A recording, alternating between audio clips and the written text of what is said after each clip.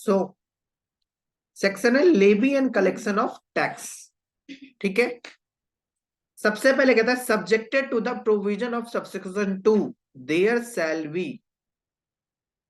levied a tax called integrated goods and service tax। इसको क्या बोलते हैं हम? IGST on all interstate supplies। interstate supply पता है क्या होता है? गुड। अगर मैं दिल्ली से दिल्ली में सप्लाई करूंगा तो क्या होगा? इंट्रा स्टेट होगा। क्या होगा? बोलिए, बैठे मत रहिए, चुपचाप से बोलो, याद रहेगा। दिल्ली टू दिल्ली करना तो क्या होगा? Intra state. और इसमें कौन सा टैक्स लगेगा? CGST and SGST। पता है? अगर मैं हरियाणा से हरियाणा भी करूंगा तो क्या होगा? Intra state. और क्या लगेगा? CGST and SGST। Maharashtra Maharashtra करूंगा तो क्या होगा? Intra state. क्या लगेगा? CGST and SGST। Delhi to Delhi करूंगा same, Uttarakhand to Uttarakhand, Kashmir to Kashmir, Haryana to Kashmir, then it will be inter state. और उस केस में क्या लगेगा? IGST। ठीक है, of all goods and services और बोथ। ठीक है, अगर आप कोई भी सप्लाई कर रहे हैं, इंटरस्टेट सप्लाई गुड्स और सर्विस का, या दोनों कर रहे हैं, तो क्या देना पड़ेगा आपको? IGST।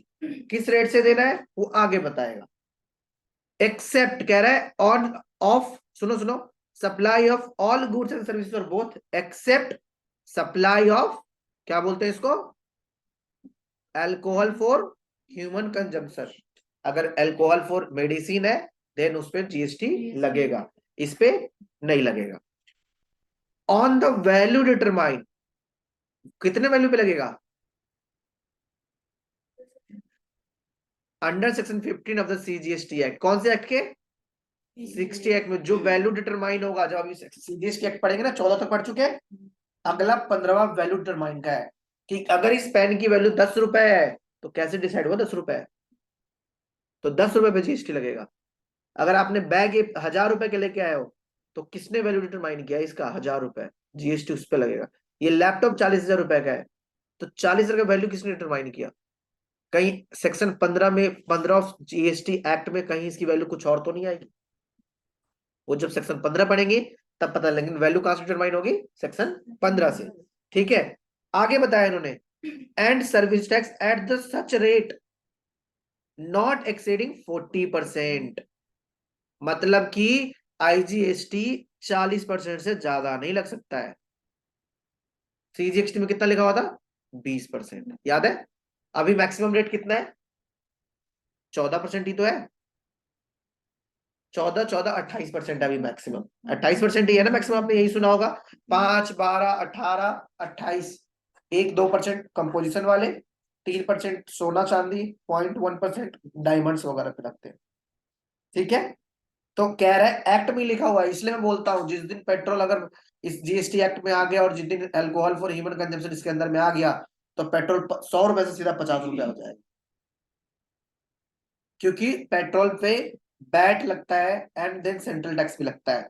अगर पेट्रोल पे अभी GST हटा दिया जाए तो मुश्किल से 40-50 रुपए का, सॉरी अगर टैक्सेस हटा दिया जाए तो मुश्किल से 40 रुपए प्रति लीटर है। यस, पेट्रोल पे वैट लगता है। अभी पेट्रोल डीजल वगैरह पे है, उस पर क्या लगता है? अभी वैट लगता है। मेजर सोर्स ऑफ रेवेन्यू है गवर्नमेंट का एंड स्टेट का। ठीक है, तो इसीलिए अभी इसको उसमें नहीं लाया जा रहा, क्योंकि उसमें मेरे ख्याल से मोर देन 100% से ज्यादा टैक्स लगता है। 100% बोल रहा हूँ, 40 रुपए है तो अभी कितने मिल रहा है? 100 रुपए में मिल रहा है ना, तो आप देख लो कम से कम 120% के आसपास मिल रहा है। ठीक है, तो इसमें आते ही कितना लग जाएगा? 40 का 40% लगा लो, कितना हो जाएगा? 40 रुपए। अगर अभी पेट्रोल है, मतलब बिफोर टैक्स देखा जाए तो 40 रुपए है, तो 40% और लगा लो, कितना हो जाएगा? 16 रुपए। 40 रुपए का 40% कितना आएगा? 16 रुपए। तो 56 रुपए पेट्रोल मिलेगा। तो इसलिए अब इसको नहीं लाया जा रहा क्योंकि मेजर सोर्स ऑफ रेवेन्यू है गवर्नमेंट का। एंड अल्कोहल का भी सेम सीन है। हाँ, वो उस पर बैठ लगता है अभी, क्योंकि वो जो दारू वगैरह होता है उसमें 200%, 100%, 200% टैक्स लगते हैं। ठीक है, आगे चलते हैं। Provided that the integrated tax on goods imported into India. अब ये कह रहा है देखो, कोई भी गुड्स आप इंडिया में लेकर के आते हो, कहां से? बाहर से लाओगे। इंपोर्ट मतलब क्या होता है? इंपोर्ट ऑफ गुड्स मतलब बाहर से। Levied and collected in accordance with the provision of subsection 3 of custom act. ये कस्टम एक्ट पता है क्या होता है? कस्टम एक्ट मतलब जब भी आप बाहर से, इंडिया के बाहर से कोई सामान लेकर के आते हो, इंडिया के बाहर से जब भी कोई आप लोग सामान परचेज करके ला रहे होते हो ना, तो उस पे कस्टम ड्यूटी पे करना होता है। ठीक है, वो डिपेंड करता है गुड्स टू गुड्स। जैसे यहाँ पे एचएसएन कोड है ना, वैसे कस्टम में भी एचएसएन कोड है। तो कुछ गुड्स पे 12%, कुछ पे 10%, कुछ पे 15%, कुछ पे 20% लगते हैं। तो वो आपको कस्टम पे करना पड़ेगा। अगर सपोज करो आपने 1 लाख रुपए का सामान लाओ, मैं बता देता हूँ कि प्रैक्टिकल लाइफ में आपको कैलकुलेशन आनी चाहिए। सपोज करो आपने, मैं जस्ट मोटा मोटा बता देता हूँ ताकि आप लोगों को पता रहे, प्रैक्टिकल लाइफ में इसकी जरूरत पड़ेगी। अगर आप किसी मैन्युफैक्चरिंग कंपनी में चले गए तो आप घूम जाओगे। सपोज करो कोई सामान आप इंपोर्ट कर रहे हो, मैं एग्जांपल ले रहा हूँ, आप चाइना से इंडिया लेकर के आ रहे हो सामान। ठीक है, तो मैं सबसे पहले बताऊंगा वो सामान 1 लाख रुपए का यहाँ पे है। समुद्र से आएगा, भाड़ा लगेगा, इंश्योरेंस लगेगा। ठीक है, अब आप यहाँ पे लेकर के आए, इंडिया में लेकर के आए। ठीक है, अब इंडिया पे आपको कस्टम ड्यूटी देना पड़ेगा। सपोज करते हैं 10,000 रुपीज। तो अब बताओ जीएसटी किस पे लगना चाहिए?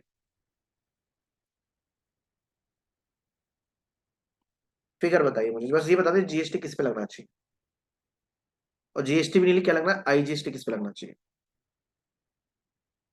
10, 20, एक 25 और एक 35। इंडिया में आने के बाद उसकी वैल्यू कितनी है बता दो बस मुझे। अगर तुम कंपनी के मालिक हो तो इसकी वैल्यू बता दो कितनी है इंडिया में आने के बाद।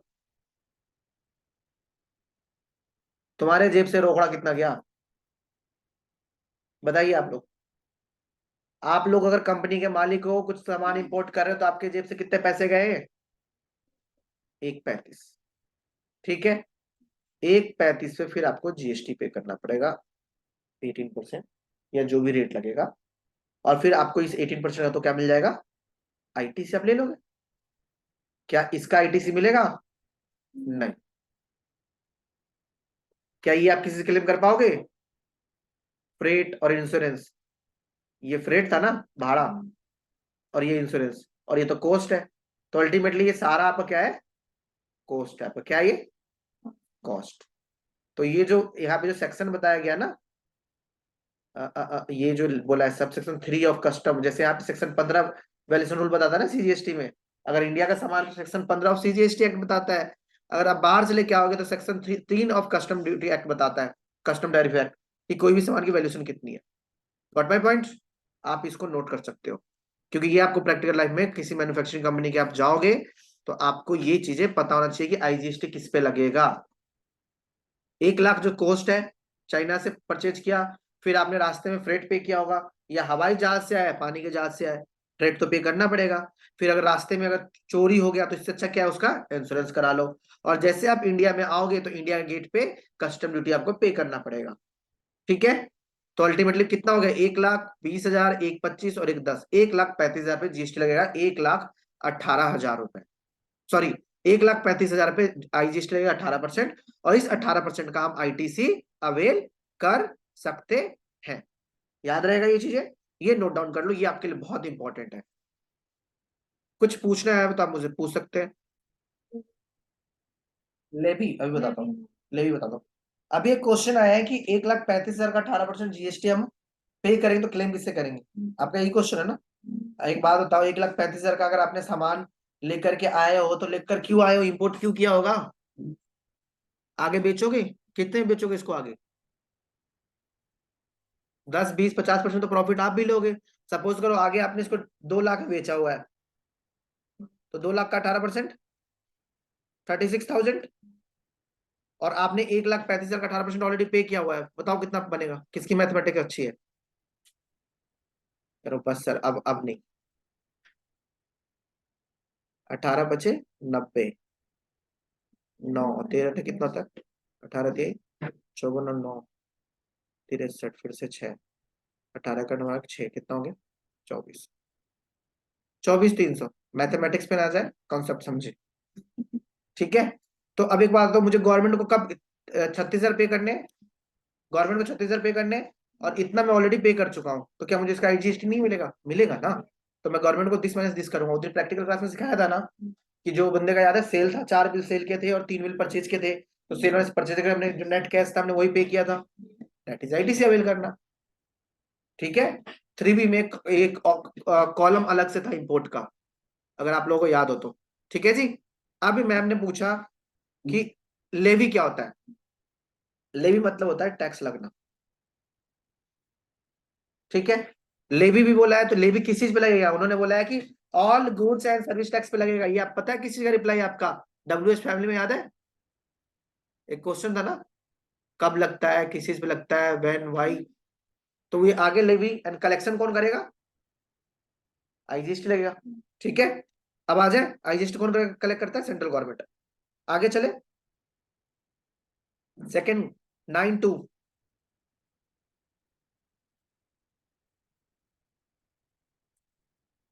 Integrated tax on supply of petroleum crude, petroleum plus crude, high speed diesel, motor spirit commonly known as petrol, natural gas and aviation train fuel shall be levied with effect from the such date as may be notified by the central government। ये कह रहा है कि petrol पे, high speed diesel पे, motor spirit पे, natural gas पे, और जिससे हवाई जहाज उड़ता है, एविएशन टरबाइन फ्यूल, इसके ऊपर अभी जीएसटी कब से लगेगा? जब से गवर्नमेंट को, जब गवर्नमेंट इसको नोटिफाई करेगी। गवर्नमेंट कब नोटिफाई करेगी? जब उसको काउंसिल रिकमेंड करेगा। काउंसिल क्या होता है? अ ग्रुप ऑफ पीपल, जिसमें फाइनेंस मिनिस्टर भी होंगे, आईआरएस भी होंगे, आईपीएस वगैरह भी होंगे, वो जब उनको ठीक लगेगा तो वो कर देंगे। ठीक है, अब आता है 9(3) एंड 9(4) इज आरसीएम।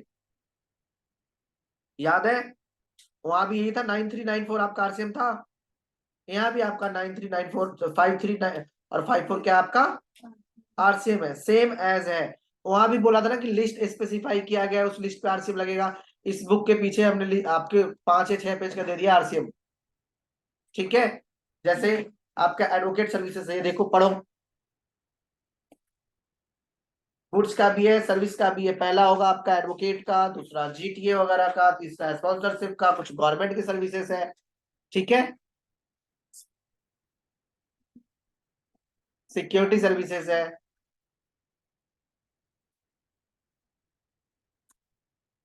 ये सारा पढ़ा चुका हूं आप लोगों को आरसीएम में। और अगर यहाँ समझ में ना, तो एक डिटेल वीडियो है मेरी आरसीएम के ऊपर, 45 मिनट्स की, ऑलरेडी टीकेसी एकेडमी पर डली हुई है, वो इन डेप्थ है। ठीक है, उसको पढ़ना और इसको देखना। 45 मिनट्स की मैंने अप्रैल में बनाई थी। उसके बाद छोटा सा अपडेट आया हुआ है, तो आप उससे भी समझ सकते हो। अदरवाइज मैं जब आप लोगों को तो पढ़ा ही चुका हूँ, आप लोगों की क्लास में पढ़ा दूंगा। ऐसा नहीं हो सकता, सबसे पीछे आपका तो बीच में होगा, देखो। ठीक है, आगे चलो। तो इस केस में क्या है, इन्होंने बोला हुआ है कि देखो, मैं फिर से दोबारा बताता हूँ कि आरसीएम कॉन्सेप्ट क्या होता है, एक बार और समझो आप सब। ये वाला बोर्ड बहुत अच्छा लग रहा है मुझे।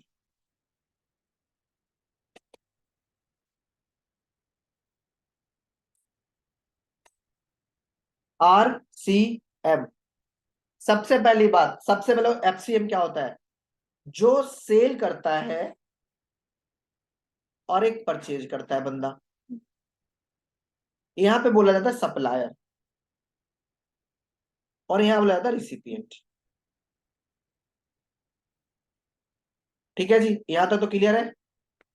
अब सपोज करो मोनिका लिमिटेड सामान बेच रही है, और आपका नाम क्या है? नेहा लिमिटेड परचेज कर रही है। ठीक है जी, इन्होंने गुड्स को बेचा नेहा को 1 लाख रुपए का। कितने का बेचा? ठीक है जी, अब 1 लाख पे 18,000 कलेक्ट करेंगी, और नेहा लिमिटेड 1,18,000 रुपए देंगी मोनिका लिमिटेड को। 1 लाख तो मोनिका के जाएगा जेब में, और 18,000 किसके पास जाएगा? गवर्नमेंट के पास। किसके पास जाएगा? कोई दिक्कत? तो इस केस में टैक्स कौन पे कर रहा है? सप्लायर। ये कौन सा मेथड है? FCM, forward charge mechanism. Normally यही होता है ना, अगर आप दुकान सामान लेके आते हो तो आप थोड़ी गवर्नमेंट को टैक्स पे करने जाते हो, वो तो दुकानदार पे करता है। या कभी कंसल्टेंट से भी कोई काम कराओ, जैसे चार्टर्ड अकाउंटेंट हो गया, तो वो आपको बिल पे जीएसटी चार्ज करके देता है, और वो फिर गवर्नमेंट को पे करता है। कौन पे करता है? Chartered accountant. आरसीएम कुछ ऐसी जगह है जहां पे ये जो सप्लायर है ना, आ जाओ नीचे, एग्जाम्पल थोड़ा बदलते हैं। आरसीएम एक ऐसी जगह है जहां पे सप्लायर तो बिल देता है रिसिपिएंट को 1 लाख रुपए, बट ये जीएसटी चार्ज नहीं होता बिल पे। ठीक है, वो सीधा 1 लाख रुपए इसको पकड़ा देता है, और 18,000 रुपए किसको देगा? ये देगा गवर्नमेंट। अब बोलोगे सर ऐसा क्यों हुआ? तो कुछ मैं इंस्टेंसेस बता देता हूं कि ये नॉर्मली होता किस किस पे है। सबसे पहला आपको जीटीए के एग्जांपल से समझ में आ जाएगा। GTA means GTA vice city, computer game. खेला है किसी ने? फिर अच्छे हैं सब। जीटीए गेम होता है, उसके अंदर कार कुछ भी मिले और बस चलाते जाओ, एक दूसरे को ठोकते जाओ, जितने ज्यादा ठोकोगे उतने ज्यादा पॉइंट्स मिलते हैं उसमें। बस पकड़ में नहीं आना पुलिस। तो जीटीए यहाँ पे हमारे पास है goods transport agency, like truck वाले। बट सुन लो, ट्रक से ही पहले जीटीए पहचानने का तरीका है। आप कल को कॉर्पोरेट में जाओगे, हर एक टेम्पो वाला जीटीए में कवर नहीं होता, हर एक टाटा 420 वाला टेम्पो में कवर नहीं होता, जीटी में कवर नहीं होता। जीटी में कवर होने के लिए आपको चाहिए एक धर्म काटा पर्ची, जिसको बोला जाता है कंसाइनमेंट नोट। अगर कंसाइनमेंट नोट होता है तो ही जीटी में फॉल करता है। पहली बात ये नोट डाउन कर लेना, बहुत इंपॉर्टेंट है। ठीक है, कंसाइनमेंट नोट होगा तो ही माना जाएगा। आरसीएम वाले पे नोट कर लेना वहीं पे। ठीक है, तो सबसे पहली बात, अब एक बात बताओ, जीटी वाले लोग पढ़े लिखे होते हैं क्या? कितने पढ़े लिखे होते हैं? भाई कोई बंदा गाड़ी लेता और चलाना शुरू कर देता है। अब गवर्नमेंट, एक बात बताओ, भारत में तो जो ये जो जीटी होंगे बहुत सारे होंगे, और क्या सबकी टर्नओवर 20 लाख रुपए होगी? सुनना अब सुन लो, पहले लॉजिक बता देता हूँ। ये लॉजिक कोई नहीं होता है, रट्टा दोस्तों बनवा देंगे। जीटीए कॉन्सेप्ट कहाँ से आया, जैसा मुझे लगता है। एक बात बताओ, टेम्पो वाले को, हर कंपनी वाले का पास में जो मैन्युफैक्चरिंग वाली इंडस्ट्री होंगे उसके पास, सबके पास ये जीटीए का भाड़ा तो जाता ही होगा। बोलो भाई, कुरियर के जाते होंगे, जीटीए का भाड़ा जाता होगा, सामान जब भेजेंगे तो फ्रेट तो लगता होगा ना, लाने का भी ले जाने का भी। तो एक बात बताओ, एक बंदे को पकड़ के पैसा लेना इजी है, 50 बंदों से पैसा लेना इजी है? तो गवर्नमेंट ने क्या किया कि मैं इन छोटे छोटे बंदों के पास, या तो इनका कभी बोलेंगे मेरा टर्नओवर 20 लाख से ऊपर ही नहीं है, पकड़ भी नहीं पाओगे। आधा काम तो कैश में होता है इनका, ज्यादा। कहते जी हमें नहीं पता, हमारा तो जीएसटी लगता है, मैं कैश दो काम करेंगे बस। तो गवर्नमेंट ने क्या बोला कि इस केस में एक बात बताओ, इसने अगर जीटीए वालों ने किसी कंपनी का सामान लेकर के पहुंचाया, ठीक है, XYZ लिमिटेड है, मैन्युफैक्चरिंग एंटिटी है, उसने सामान मंगवाया जय महाकाल ट्रांसपोर्टेशन से, ऐसा ही नाम होता है। अब जय महाकाल ट्रांसपोर्टर से, अब बताओ इस केस में सप्लायर कौन है और रिसिपिएंट कौन है? सप्लायर कौन है? जय महाकाल। और रिसिपिएंट कौन है? XYZ। तो नॉर्मली इसको बिल काट के देना चाहिए था 1 लाख रुपए का प्लस 18,000 जीएसटी, या 12% लगता है तो 12,000 मान लेते हैं, 12,000 जीएसटी, 1,12,000। बट ये क्या करता है, मैं 1 लाख का बिल दे देता हूँ, और ये XYZ लिमिटेड 12,000 गवर्नमेंट को खुद पे करेगी। क्यों? ये रिसिपिएंट है। ठीक है, और ये आरसीएम का कॉन्सेप्ट केवल 15 या 16 सर्विसेज उसी पे लगता है, सब पे नहीं लगता है। सब पे नहीं लगता है, 15-16 सर्विसेज लगती है। क्यों गवर्नमेंट ने किया? इस चीज के लिए। कि एक बात बताओ, आज मेरा मन किया मैं जय महाकाल वाला से मंगवा लेता हूँ जो कि दिल्ली में है, अब मेरे को सामान कोलकाता से मंगवाना है, तो कोलकाता का पकड़ूंगा या दिल्ली वाला को बोलूंगा? कोलकाता का बंदा आया, सामान पटक के चला गया, अब कोलकाता ने फिर से किसी और कंपनी के लिए काम किया। तो मैं एक बात बताऊं, गवर्नमेंट के लिए, और नॉर्मली लोगों की जो टर्नओवर 20 लाख से नीचे होती है, तो अगर आरसीएम पे ना लगाया जाए ना, तो फिर गवर्नमेंट का लॉस हो जाएगा, रेवेन्यू लॉस बहुत ज्यादा। क्योंकि हर कंपनी में फ्रेट का बिल होता ही होता है, और कोई एक फ्रेट वाला नहीं होता है, फ्रेट वाले तो बहुत सारे हो सकते हैं।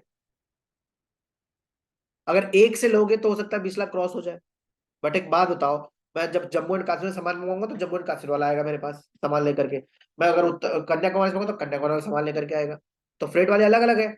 तो अब गवर्नमेंट कह रहा है, गवर्नमेंट की नजरों में तो अल्टीमेटली इन लाख बंदों को पकड़ना है या 10,000 बंदों को पकड़ना है ये। तो उन्होंने क्या किया कि ऐसे ऐसे बंदों से जिनका टर्नओवर कम होता है, जो कच्चे में ज्यादा काम करते हैं मतलब कैश में, या जैसे जीटीए वगैरह हो गए, तो इनसे टैक्स की वसूली करना थोड़ा सा डिफिकल्ट है। क्यों? एक तो इनको नॉलेज नहीं है। बोला साहब मैं नहीं जा रहा जीएसटी आर फाइल करने, 3 फाइल करने, काम देना तो दो, नहीं तो जाओ, मैं किसी और का काम कर लूँ, मैं किसी और ट्रक से सामान उठा लूंगा। तो इनसे टैक्स वसूली करना ना दिक्कत होता था। कल को गवर्नमेंट नोटिस भी किसको भेजे? ट्रक वाले को। अब इनका तो घर का भी ठीक नहीं होता। तो फिर गवर्नमेंट ने, उन्होंने एक आइडिया लगाया कि एक काम करो, रिसिपिएंट के ऊपर थोप दो कलेक्शन का, तो कलेक्शन इजी हो। ठीक है। तो ये 9(3) का सार था। 9(3) सेक्शन, सॉरी 5(3) का सार ये था कि गवर्नमेंट ने कुछ स्पेसिफाइड सर्विस को नोटिफाई कर दिया है, उसके ऊपर रिसिपिएंट टैक्स पे करेगा। डन है, क्लियर है। 9(4) भी यही है। क्या? और अगर जीटीए वाला रजिस्टर्ड है तो अपने नील की फाइल फाइल करेगा तो हमारे 2A में आ जाएगा, अगर फाइल करेगा तो रजिस्टर्ड है तो। अदरवाइज हम अपने आप से लिखेंगे कि हमारा हमने ड्यूरिंग द इस साल में इतने सर्विसेज ली है, तो इस पे मेरा 18% टैक्स लगता है खुद से। या जब मैं किसी को सामान परचेज करूंगा तो मैं टेली में रिकॉर्ड तो करूंगा ना, purchase freight account debit to Mahakal, तो महीने के एंड में देखूंगा मैंने महाकाल वाले को या फ्रेट वाले को कितना पे किया। मान लो 10 फ्रेट वालों को पे किया 1 लाख रुपए, तो 1 लाख का 12% मुझे गवर्नमेंट को पे करना पड़ेगा। सिंपल। यस आएगा। क्लॉजेस मैंने दिखाए थे, वहां पे ऑल आईटीसी के जस्ट ऊपर आता है आरसीएम। और 9(4) क्या है? 9(4) कुछ गुड्स के ऊपर अप्लीकेबल होता है, जो गवर्नमेंट ने बोला था कि अगर आप किसी अनरजिस्टर्ड पर्सन से परचेज करोगे, इसको हाईलाइट कर लो, केवल अनरजिस्टर्ड पर्सन से। ठीक है। ये नॉर्मली सीमेंट और पे एप्लीकेबल था। ये पहले स्टार्टिंग में क्या था कि अगर किसी भी बंदे से 5,000 से ऊपर परचेज करोगे ना अनरजिस्टर्ड बंदे से, जैसे चाय वाला हो गया, तो चाय वाला एक कंपनी में बिल करेगा, तो उस पर गवर्नमेंट ने बोला था कि आपको आरसीएम पे करना पड़ेगा। बट ये क्लॉज बहुत हाहाकार मच गया, कंपनी संभाल नहीं पाई, तो स्टार्टिंग में इस क्लॉज को चुप रखा कि लाएंगे नहीं। उसके बाद उन्होंने कुछ स्पेसिफाइड गुड्स को डाल दिया। ठीक है, इस क्लॉज के अंदर प्रैक्टिकली मैंने देखा नहीं है तो मुझे थोड़ा आइडिया नहीं है। तो मतलब ये है कि वो जो स्पेसिफाइड गुड्स है, अगर उसका परचेज आप करोगे अनरजिस्टर्ड पर्सन से, तो आपको आरसीएम पे करना पड़ेगा। इसका एक एग्जांपल है, जो सीमेंट वाले होते हैं ना, अगर सीमेंट जो कंस्ट्रक्शन कंपनी में अगर सीमेंट परचेज कर रहे हो, अगर आपने 800 में से 80% अगर आपने चेक से परचेज किया है तो आरसीएम नहीं लगेगा। लेकिन अगर आपने 80% से कम चेक से परचेज किया, मतलब कि अगर 20% तक आपने कैश में परचेज किया तो कोई दिक्कत नहीं है, लेकिन अगर 20% से ज्यादा अगर आपने कैश में परचेज किया है, देन गवर्नमेंट कहता है कि आप जितना ज्यादा पे किया उस पर आरसीएम पे करो। ये किसी क्लॉज के चक्कर में। मैं दोबारा एग्जाम्पल बताता हूँ। देखो, कंस्ट्रक्शन कंपनी में क्या होता है, ज्यादातर कैश में काम, मतलब कैश में ले आते हैं सामान उठा करके ना, ये सीमेंट वगैरह, तो उस चीज को रोकने के लिए उन्होंने क्या किया कि ये क्लॉज ला दिया। ठीक है। नेक्स्ट क्लॉज आता है आपका ई कॉमर्स, याद है ई कॉमर्स 9(5), तो यहाँ 5(5) है। ई कॉमर्स से अगर 1 रुपए का भी आप सेल करोगे तो आपको उस पर आरसीएम पे करना पड़ेगा। ये पढ़ो, ये ई कॉमर्स का है। कहाँ गया, कहाँ गया? ई कॉमर्स मिल जाए, हाँ ये देखो, ई कॉमर्स ऑपरेटर। मतलब कि अगर मान लो मोनिका को बोलते हैं कि सर मेरे को तो ये जो है ना, ये बैग बनाने का काम मेरे को बहुत अच्छा लग रहा है, मैं बना करके ना ऑनलाइन बेचना चाहती हूँ। ठीक है। तो लेकिन अब ऑनलाइन कैसे बेचोगे? फ्लिपकार्ट पे खुद को रजिस्टर करके, फ्लिपकार्ट पे खुद को रजिस्टर करके। ठीक है, तभी तो बेच पाओगे। तो फिर उसको फ्लिपकार्ट रजिस्टर करने के लिए आपको क्या लेना पड़ेगा? जीएसटी लेना पड़ेगा। क्यों? क्योंकि बोला गया है ई कॉमर्स के थ्रू अगर आपने 1 रुपए का भी सेल करोगे तो उस पर आपको आरसीएम कलेक्ट करना पड़ेगा। ठीक है। क्योंकि अगर आप सामान बेच रहे हो फ्लिपकार्ट के थ्रू तो फ्लिपकार्ट रिसिपिएंट है, ध्यान रखना। वो बीच में इंटरमीडिएट काम कर रहे हैं, इंटरमीडिएट समझ में आया? तो स्टिल आप लोगों को आरसीएम पे करना पड़ेगा। डन है, बस ये खत्म हो जाता है ये चैप्टर। आई मीन ये आपका सेक्शन 9, सॉरी 5(5) ओवर हो जाता है। I mean section 5 of IGST over हो जाता है आपका। यहाँ तक कोई सवाल है तो पूछ सकते हैं आप लोग।